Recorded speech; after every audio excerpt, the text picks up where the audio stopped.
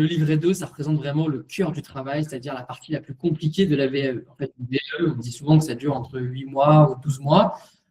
La grande majorité de ce temps-là, ça va être la rédaction du livret 2, sachant que le livret 1, c'est assez rapide. Et l'oral, bah voilà, vous déposez votre livret 2, vous êtes convoqué à l'oral. Moi, ce que je vais dire, ça va essayer de s'adapter à un livret 2 de VAE, EJE et AP. La forme des livrets et la philosophie de ces livrets 2 est très différente. Par contre, le facteur commun à ces deux diplômes, c'est vraiment la faculté de raconter une histoire. Ça, on va y venir.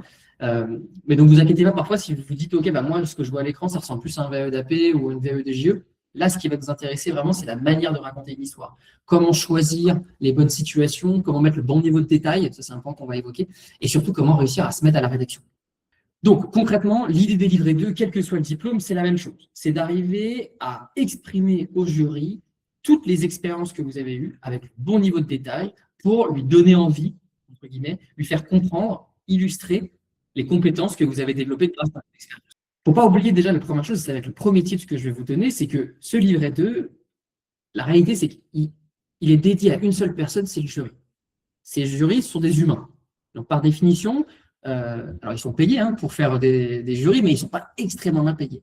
Donc, même s'il y a des jurys de très bonne volonté, etc., il faut vraiment utiliser des biais cognitifs. Il faut comprendre que si le livret il a une forme qui n'est pas top, c'est pas très beau, il est très long, ça ne donne pas très envie de le lire, bah, tous ces éléments-là, potentiellement, ça peut biaiser l'avis du jury sur votre propre livret. Donc, c'est aussi pour ça que j'ai dit, il faut soigner autant le fond, ça c'est ce dont on parle principalement souvent quand on parle de livret 2, mais aussi la forme. Et ça, la forme, ce n'est pas forcément quelque chose qui est dit dans tous les conseils qu'on lit sur les livrets 2, etc. Parce que normalement, on est censé être évalué que sur l'oral, pendant la VAE, en théorie. En réalité, bien sûr, ce livret 2 est un support important pour le jury pour prendre sa décision. Tac. Donc, maintenant, les règles générales. D'abord, privilégiez des situations que vous avez réalisées plusieurs fois. Très concrètement, ce qui va être dur dans la rédaction d'un livret, et on s'en rend compte, et si vous avez déjà commencé, vous en rendez compte, c'est au moment du choix des situations, c'est OK, moi, par exemple, dans une VEAP, je vais choisir un change, et dans une VEJE, je vais choisir un projet pédagogique que j'ai mis en place, par exemple, avec la médiathèque. Imaginons, je donne des exemples. Ce genre de projet, je les ai fait plein de fois. Des changes, j'en ai fait plein de fois. Comment choisir le change, le bon endroit? Parce qu'effectivement, c'est important pour celles qui n'ont pas encore commencé la VE ou celles qui viennent de le démarrer. On ne vous demande pas de décrire comment vous faites un change en général. On vous demande de décrire un change en particulier que vous avez fait. Par exemple, celui que vous avez fait mardi matin à 10h. Et ça, c'est très important parce que même dans la rédaction, il va falloir le faire apparaître. Au moment où vous allez décrire le change, on ne va pas vous demander, bah, voilà, je fais ça, puis je fais ça, etc. C'est vraiment, OK, ce jour-là, j'ai fait comme ça. Et donc ça fait intervenir aussi un point qui est important, c'est que les situations que vous décrivez, elles n'ont pas besoin d'être parfaites. Parfaites au sens, tout s'est bien passé, tout était linéaire, c'était une super activité avec la médiathèque, tout s'est extrêmement bien passé. Ce n'est pas forcément la meilleure manière de faire. Pourquoi? Parce qu'en fait, rappelez-vous à quoi sert le livret 2. Le livret 2, son objectif, c'est de mettre en avant votre technicité, mettre en avant votre complexité, le fait que vous ayez développé des compétences. Donc si en fait vous décrivez juste une situation comme si de rien n'était, tout est allé bien et on n'arrive pas, en fait, c'est lisse, on n'arrive pas à comprendre qu'est-ce qui a fait de vous une JE, qu'est-ce qui a fait de vous une AP, ça peut être, entre guillemets, moins bon pour votre livret.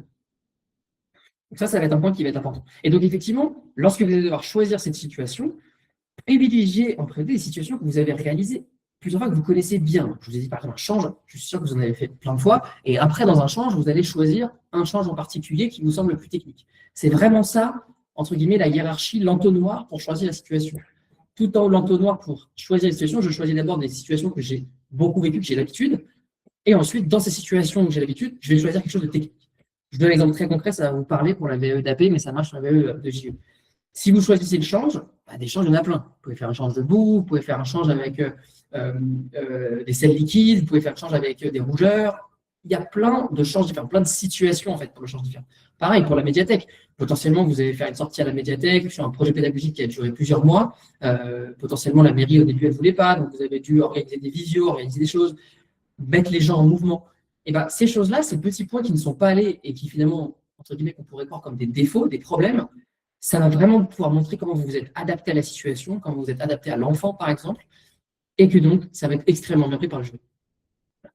Ensuite, le deuxième conseil, c'est d'utiliser des mots techniques. Alors ça peut être vrai pour le diplôme d'AP, mais c'est aussi vrai dans le diplôme de JE, il ne faut pas l'oublier. Le diplôme d'AP, ça paraît évident, parce que vu que c'est un diplôme qui est du médical, souvent, c'est bête, on va vous demander des termes techniques sur certaines choses.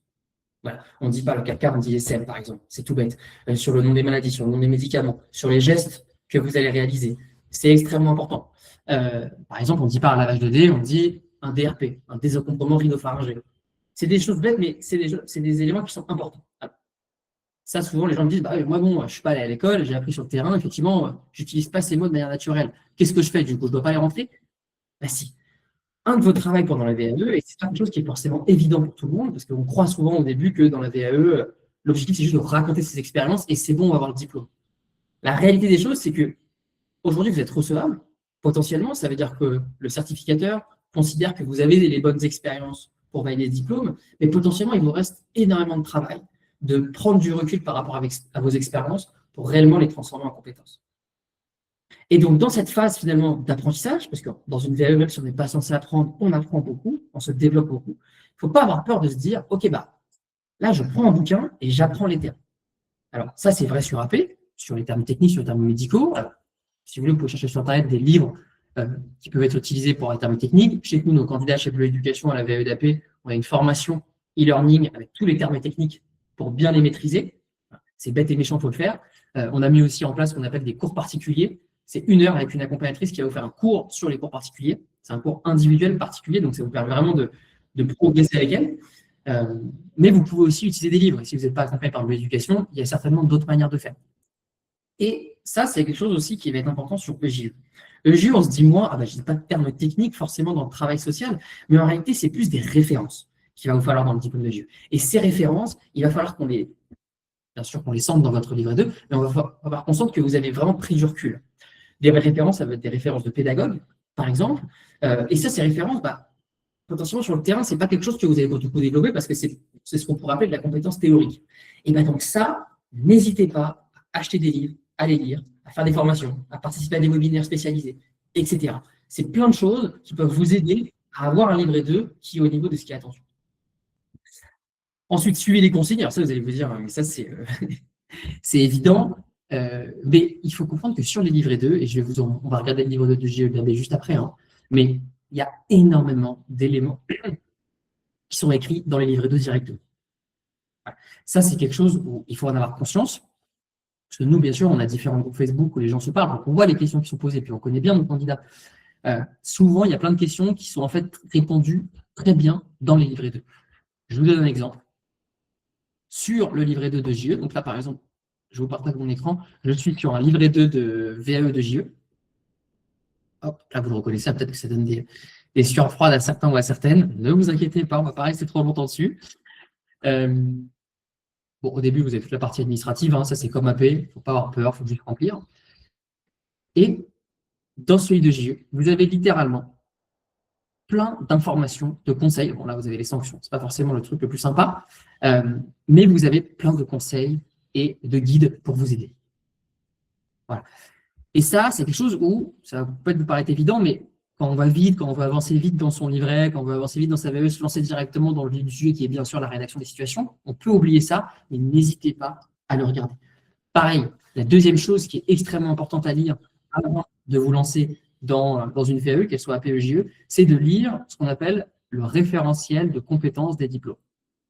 Donc ça, les référentiels de compétences, c'est des documents qui sont disponibles sur des sites qu'on appelle France Compétences. C'est le site du gouvernement en fait, qui régule toutes les certifications professionnelles dont les diplômes font partie. Et dedans, donc c'est bien sûr un référentiel de compétences, c'est-à-dire que c'est la liste très concrètement des compétences d'un certain diplôme. Donc pourquoi ça c'est important déjà? Parce que dans la VAE, souvenez-vous, on valide les compétences d'un diplôme. Parfois on se dit, mais un diplôme c'est quelque chose de flou, c'est quelque chose d'artistique, pas du tout. Un diplôme, depuis 2017, c'est une liste de compétences. Avant, effectivement, les diplômes, c'était plus large. Ensuite, il y a eu une grande réforme qui a été, entre guillemets, l'uniformisation des diplômes, organisée en ce qu'on appelle des blocs de compétences. Je vais essayer de zoomer un peu. Hop, si vous voulez voir plus. Voilà. Ça, c'est sur le référentiel de compétences docteur de puriculture, mais c'est le même concept sur EJE, etc. Ce document, donc ça va être très important, bien sûr. Les blocs de compétences, ça va être la base de votre rédaction.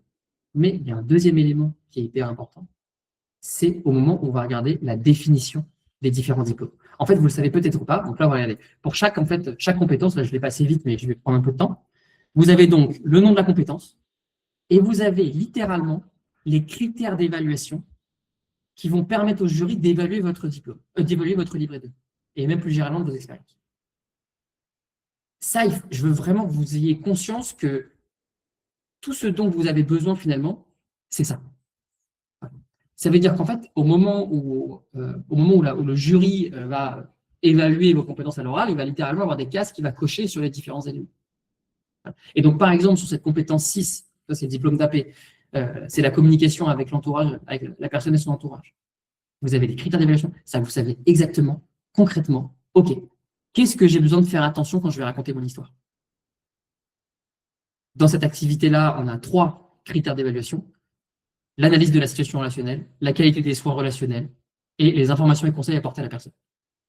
Et là, vous allez dire, OK, c'est un peu théorique, mais du coup, vous avez des indicateurs. Quels signes visibles peut-on observer?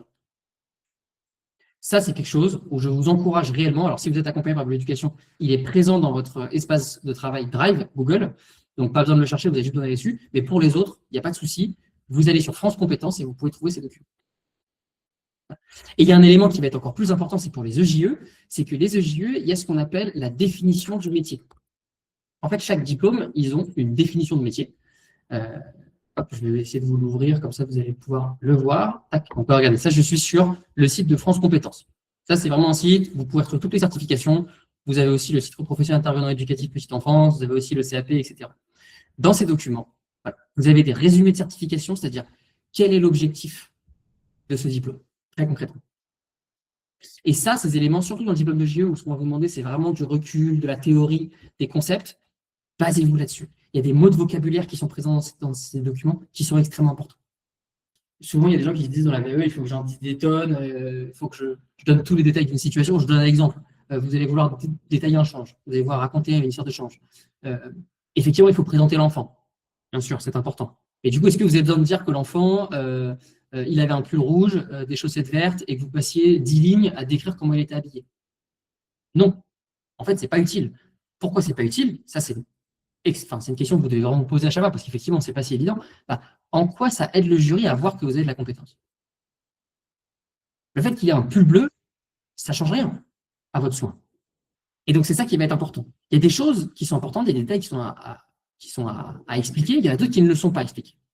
Et ça, c'est donc un peu un conseil que j'ai, c'est comment savoir qu'est-ce qu'il faut détailler et qu'est-ce qu'il ne faut pas détailler. Tout ce que vous devez détailler, c'est tout ce qui peut permettre au jury de comprendre votre raisonnement.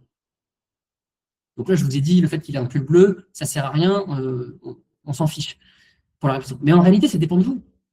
Si en fait, au moment où vous avez réfléchi, vous avez raisonné par rapport à la situation pour agir, si vous avez utilisé le fait qu'il avait un pull bleu, parce qu'en fait, il avait une tache marron, c'était en fait un début de vomi qu'il avait eu sur le chemin, et que donc potentiellement, il n'était pas bien, et que donc potentiellement, il y a quelque chose qui va s'enchaîner après, sur les heures d'après, parce que vous allez peut-être un peu plus vigilant à lui, bon, dans ce cas-là, effectivement, il faut le dire.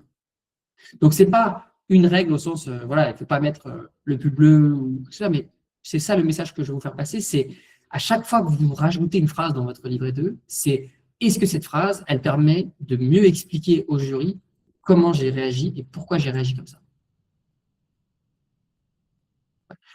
Et donc ça va vous permettre très concrètement, et on va y venir tout à l'heure parce qu'on va faire un exercice d'écriture, donc préparez d'ailleurs vos papiers et crayons, mais ça vous permet de vraiment, au moment où vous écrivez, ou même plus généralement à la fin quand vous avez écrit et que vous relisez votre livret une semaine après l'avoir laissé, c'est-à-dire c'est un conseil que j'ai, rédigez votre livret, laissez-le une semaine, redescendez un petit peu et relisez-le avec un œil nouveau. Ça va vous permettre de revoir un peu les situations et vous allez pouvoir vous poser cette fameuse question de « Ok, est-ce que cette phrase-là, elle permet vraiment de comprendre ?» Et inversement, est-ce que je n'ai pas oublié un petit truc dans la rédaction? Donc ça, c'est aussi le rôle normalement de l'accompagnatrice, de vous dire « Attendez, là, est-ce que… » de vous aider en fait à ce qu'on appelle la réflexivité, c'est-à-dire réfléchir sur votre action pour pouvoir l'expliquer et ainsi créer de la compétence. Mais c'est aussi quelque chose que vous pouvez faire en autonomie. Bien sûr, ça sert aussi à ça d'être accompagné, parce que c'est plus facile. Ensuite, structurer des paragraphes, utiliser la voix active, ça, c'est la base, effectivement, c'est plus des règles de français, mais encore une fois, je pense qu'il faut… C'est important parce que, encore une fois, la cible, c'est que le jury soit agréable à lire et que du coup, ils le lisent en entier et qu'ils le comprennent. Il y a trop de fois où ils ne sont pas censés le faire, mais les jurys lisent en diagonale les livrets.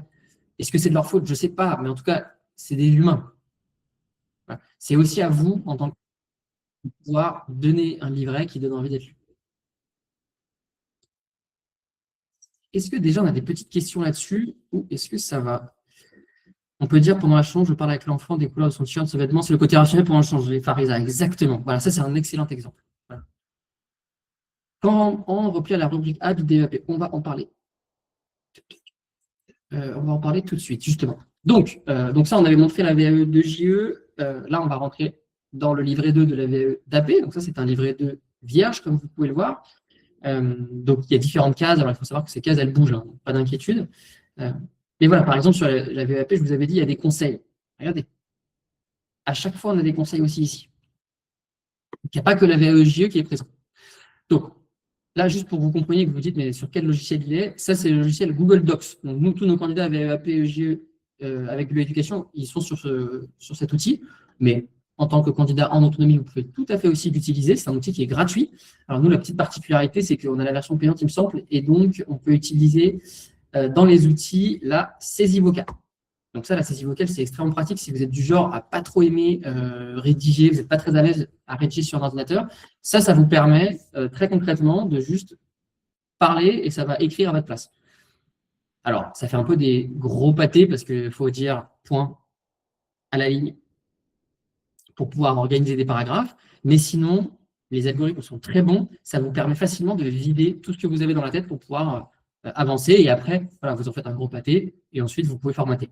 Donc là, hop, par exemple, j'arrête. Tac. Et ensuite, je coupe, je garde ce que je veux garder ou ce que je veux couper. Voilà. Donc, c'est l'outil Google Docs. Je vous invite à l'utiliser. C'est gratuit, vous n'avez pas besoin de le télécharger. Et ça vous permet de modifier les outils en ligne, etc. Donc, sur la rubrique A et la rubrique B.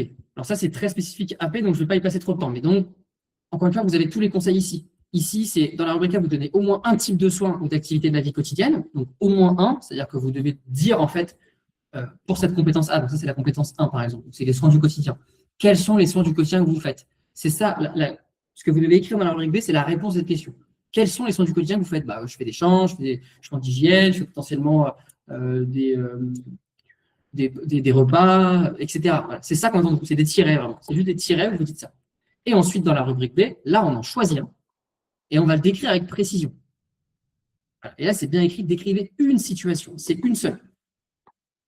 Et ensuite, donc là, vous décrivez, et ensuite, là, vous avez des petites questions.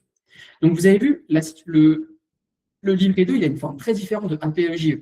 Donc là, vous avez vu, AP, c'est très cadré, c'est-à-dire que voilà, on a un tableau, rubrique A, rubrique B, et après, on a la compétence 1, ensuite, on a la compétence 1 bis. Chacune des compétences se traite de manière, se traite en série. Vous finissez la compétence 1, vous pouvez envoyer la compétence 1 bis, envoyer la compétence 2, etc. Là où EJE, c'est beaucoup plus mixé. Vous allez choisir des situations que vous allez décrire. Voilà. Encore une fois, vous avez tout. Je ne vais pas rentrer dans le détail de la VEJE, parce que je vous ai fait une vidéo dessus, donc n'hésitez pas à aller acheter un petit coup d'œil. Mais voilà, vous allez avoir vous allez raconter vos motivations, etc. C'est un peu différent. Sachant que dans la VEAP, on n'a pas ce sujet de motivation et de, entre guillemets, choix d'un certain nombre de situations précises qui illustrent toutes les compétences. Ici, chacune des situations, chacune des compétences qui sont attendues, vous allez devoir raconter une expérience. On reconnaît entre guillemets le côté médical, très cadré, très voilà. Parce que le diplôme d'aide-soignant, pour information, c'est le même que le diplôme d'AP, hein, c'est la même longueur, c'est les mêmes compétences, c'est juste que c'est pour des personnes pas de 0 à 6 ans, c'est au-dessus. Lui, c'est la même forme, c'est exactement la même forme. Donc, moi, les conseils que je voulais vous donner sur la rédaction, parce que bien sûr, c'est un peu le sujet qui va nous intéresser, parce que c'est un peu le truc le plus compliqué. Moi, ce qui va vraiment m'intéresser sur cette partie-là, c'est que ce que j'ai remarqué chez les candidats, c'était, OK, bon, je suis inscrit à ma VE, j'ai tout ce qu'il faut globalement, je suis recevable, j'ai mon accompagnatrice, j'ai déjà choisi mes premières situations. Voilà, ça, pour choisir les situations, en général, vous en discutez avec votre accompagnatrice, elle va vous aider à guider, à vous aider à bien choisir la bonne situation qui met bien en avant votre compétence. Ça, c'est vraiment un truc qui est important.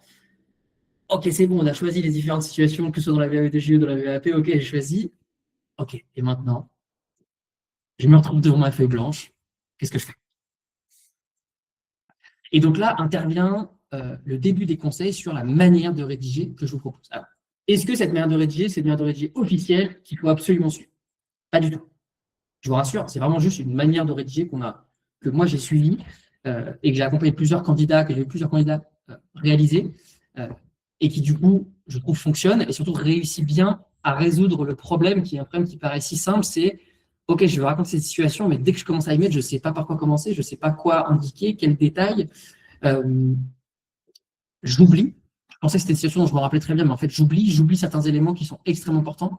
Voilà, c'est tout bête, mais je vous donne un exemple très précis que j'ai dans les VAE tapés, c'est on a quelqu'un qui va faire un change sur un tapis de change. Et en fait, quand elle écrit, elle ne nous dit pas du tout qu'elle met la main sur, elle va chercher un truc par terre ou elle va chercher le liniment dans le placard. En fait, elle ne nous dit pas du tout qu'elle garde la main sur le bébé pour le sécuriser, en fait. Et du coup, on lui pose la question, mais alors, où est-ce que, pendant que vous cherchez dans le placard, comment on est sûr que l'enfant est sécurisé, etc. C'est, ah bah oui, évidemment, j'ai ma main. Eh, pourquoi vous ne l'avez pas écrit? Ah ben, en fait, j'ai oublié. Mais c'est évident que ça fait partie de la pratique. Voilà. Donc, c'est pour réussir à sortir de ces situations. Donc, si vous l'acceptez, on va faire un petit test. Je ne sais pas à quel point, dans certaines entreprises, ont déjà choisi des situations, etc. Mais ce qu'on peut faire, c'est commencer à choisir une situation, commencer à vous imaginer une situation. À partir de là, ça, déjà, c'est le truc le plus compliqué. Enfin, le truc le plus compliqué, c'est quelle situation je vais parler. Encore une fois, souvenez-vous, ce n'est pas juste un groupe de situations, ce n'est pas juste un change que je choisis. Ce que je choisis, c'est le change du 3 décembre avec Malo. C'est ça que je choisis. À partir du moment où vous avez ça, le premier réflexe que vous devez avoir, votre page blanche, c'est d'écrire tout ce dont il vous passe par la tête par rapport à cette situation. N'essayez pas de faire, même de le mettre dans l'ordre chronologique, on s'en fiche, même pas besoin de mettre de phrases, mettez tout, jetez sur le papier tout ce dont vous avez en tête. Donc ça donne quoi par exemple? Là, je vous fais l'exercice, vous faites l'exercice, hein, si vous voulez, vraiment. Donc, on était donc le 3 décembre, il est arrivé avec sa maman. Sa maman nous avait dit que tout allait bien. Donc là, par exemple, typiquement, c'est quelque chose que vous pouvez faire avec la dictée vocale. Hop, je vais l'utiliser d'ailleurs, ça peut être plus utile. Alors, il me semble qu'on était avec 2 collègues dans la salle de chant, dans la salle de jeu. La directrice n'était pas là. Alors, je me souviens que ce qui m'avait donné la puce à l'oreille, c'est que je l'ai vu en train de jouer avec les autres accueillis. J'ai senti qu'il y avait une sorte d'inconfort à la ligne. Une fois que j'ai senti qu'il y avait un confort, je me suis dirigé vers lui, il me semble. Alors, à la fin, il avait des rougeurs quand même. Ça, c'était important, il avait des rougeurs. Point à la ligne. Donc, je me suis rapproché de lui. Je lui ai posé la question si tout allait bien. Et il m'a exprimé, il m'a verbalisé qu'il avait besoin qu'on change la couche. Allez, super. Dans ce cas, à ce moment-là, je sais qu'on est allé dans la salle de change, je l'ai amené pendant que mes autres collègues, elles surveillaient l'espace de jeu. Donc, on est dans la salle de change qui est située juste à côté de la salle de jeu d'ailleurs. On a tout le matériel extrêmement bien rangé. Je ne vous épargne tout le détail, mais voilà. Voilà où est-ce qu'on arrive. Donc là, vous allez vous dire, ça, c'est un gros pâté. Pourquoi on fait ça? La mémoire, elle est organisée d'une certaine manière que si vous essayez de taper dessus à coups de marteau, ça ne marche pas. C'est le même réflexe que vous avez quand vous dites, si je vous demande là aujourd'hui, qu'est-ce que vous avez fait dimanche soir? Évidemment, je sais ce que j'ai fait dimanche soir, mais là, je ne m'en souviens pas du tout. Et c'est impossible d'arriver à mettre la main sur ce que j'ai fait dimanche soir. Comment je fais pour me souvenir de ce que j'ai fait dimanche soir? Et en général, à ce moment-là, vous avez souvent quelqu'un autour de vous, ou bien vous arrivez à vous souvenir d'un tout petit élément, mais peut-être un élément si insignifiant de cette soirée, et d'un coup, là, vous allez arriver à tout vous souvenir de la soirée. Donc ça, c'est un peu une stratégie cognitive c'est ça sur quoi on va se baser pour vraiment vous permettre de vider toute votre tête. Quand vous allez commencer à indiquer en vrac, dans tous les sens que vous voulez, pas forcément dans l'ordre chronologique, quand vous allez indiquer des choses par rapport à cette situation, naturellement, c'est comme si vous tiriez une ficelle, tout va venir. Et surtout, donc ça c'est le premier avantage, c'est que juste en essayant de ne pas réfléchir, juste mettre dans tous les sens, pas ordre chronologique, même là on aurait pu parler du manteau bleu par exemple, etc. On s'en fiche, on met tout. Ça va donc vous rappeler d'autres souvenirs. Donc ça va vous permettre d'en rajouter un maximum. Tac. Et du coup, à ce moment-là, une fois que vous avez tout fini, normalement, vous avez vraiment rajouté beaucoup de choses. Et à partir de là, on va pouvoir se poser, se dire, OK, bah, déjà, tous ces petits tirets, je vais essayer de les organiser dans le sens. À partir de là, ça va vous faire une liste de tirets dans l'ordre chronologique. Et donc, à partir de là, c'est juste à partir de là, où vous pouvez vraiment déjà relire les tirets et vous dire, OK, est-ce que j'ai oublié des choses? Est-ce que je suis clair dans mon raisonnement? Est-ce que là, il ne me manque pas un autre tiret pour indiquer pourquoi je l'ai fait? Une fois que ça, c'est bon, là, on peut vraiment passer à la rédaction. Et donc ça, voilà. Et une fois qu'on passe à la rédaction, c'est bon, vous avez votre situation, vous n'avez plus le syndrome de la feuille blanche, c'est parti, vous êtes sur des rails, et maintenant, vous discutez avec votre accompagnatrice pour vous aider à bien structurer et ajouter les différents éléments qui manquent. Mais déjà, vous avez fait 70% du travail. Les termes techniques, ça peut arriver après. Effectivement, la réflexivité, c'est-à-dire des petits éléments en plus que vous avez oubliés, qui sont importants dans les différents contextes, ça peut arriver après, etc. Mais déjà, vous êtes moins stressé. Et qui dit moins stressé, dit plus de plaisir, moins de chances d'arrêter, et surtout, vous avez fait. Voilà. Il ne faut pas négliger ces petites choses. Pendant 6 à 8 mois, vous allez être un peu comme des sportifs de haut niveau. Vous devez vous entraîner tous les jours, il faut essayer de trouver du temps pour tous les jours. Même quand vous êtes au travail, souvent, vous allez y réfléchir, hein, puisqu'en fait, vous allez raconter des situations de travail qui vous touchent, qui potentiellement vous refaites au quotidien. Donc, c'est en même temps génial, c'est en même temps hyper positif, parce que du coup, ça permet de repenser à sa pratique, se reposer des questions. Mais en même temps, ça peut être compliqué. Et on peut facilement se dire, non, mais là, j'en peux plus, ça me saoule, ça me prend trop la tête, j'ai d'autres problèmes dans ma vie que faire ma VE. Voilà. Donc, se déstresser, prendre soin de soi et prendre du temps, ça fait aussi partie du fait d'aller au bout. Faut-il mettre de la théorie dans le livret de AP? Ça dépend de ce qu'on appelle la théorie. Il faut mettre des termes techniques. Il faut montrer que vous avez compris ce que ça veut dire. C'est juste que du coup, d'un point de vue AP, vu que c'est des diplômes, c'est un diplôme médical, hein, c'est un diplôme du soin, de la santé, c'est pas qu'il y a moins de théorie, c'est juste qu'en tant qu'AP, c'est pas votre rôle de rentrer trop dans la théorie, c'est pas votre rôle, par exemple, de faire des prescriptions, de faire des diagnostics, pardon, c'était le mot que je cherchais. Vous, normalement, votre objectif, c'est de choisir le protocole et de l'appliquer. Ça, c'est vraiment le rôle d'une AP. Choisir le protocole, appliquer. Comment on choisit le protocole? Grâce à ces observations. Donc, c'est pour ça que l'observation et l'adaptation, c'est 2 points qui sont extrêmement importants du diplôme d'officier de puériculture. Mais globalement, c'est ça. Là où dans le diplôme de JE, vu qu'on va vous demander beaucoup plus de structurer des raisonnements, bien sûr, c'est un diplôme de niveau 6. C'est un diplôme de niveau 6 où on attend plus de théorie, c'est un diplôme de niveau licence, donc il faut structurer des raisonnements. Quand on va structurer des raisonnements, on va forcément vous demander de vous baser sur des références bibliographiques, des références de penseurs. Voilà, on peut parler de pédagogues, etc. C'est le bienvenu, mais voilà, on ne va pas vous demander de parler de pédagogue dans une VAE d'AP. Vous pouvez le faire tout à fait, et c'est bien entendu, personne ne vous le reprochera. Mais c'est encore une fois, il faut comprendre ce que le jury attend. Le rôle d'une auxiliaire de puériculture, c'est vraiment de pouvoir lui faire confiance sur le choix des protocoles et sur l'application de ces protocoles-là. L'observation, l'identification des choses qui ne vont pas, etc.